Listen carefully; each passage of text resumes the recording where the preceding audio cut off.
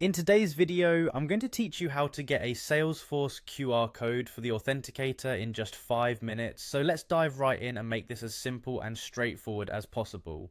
First things first, you'll need to go to the Salesforce website.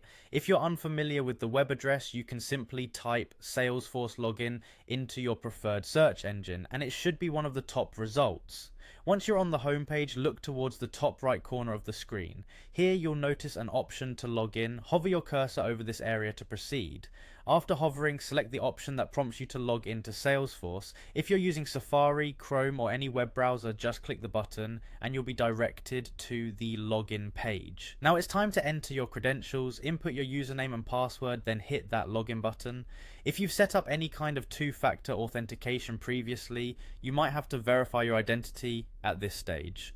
Once you're logged in, your next step is to head to your profile. Up in that same top right corner, you should see your profile icon. Give it a click and a drop down menu will appear. From this menu, select Settings. This is where we're headed next. In the Settings menu, you'll see a host of options, but we're looking for something specific: Advanced User Details. So go ahead and click that. It may take a moment for the page to load, especially if it's the first time you're accessing it today. Be patient and it will pop up shortly. Now you're in your Advanced User Details section. Scroll through until you find the section labeled Salesforce Authenticator.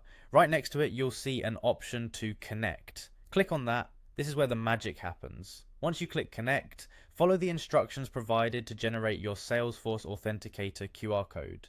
It should only take a moment, and once it's generated, you'll be able to scan the QR code with your Salesforce Authenticator app or any other compatible Authenticator app you're using. And just like that, you've got your QR code ready to help enhance the security of your Salesforce account.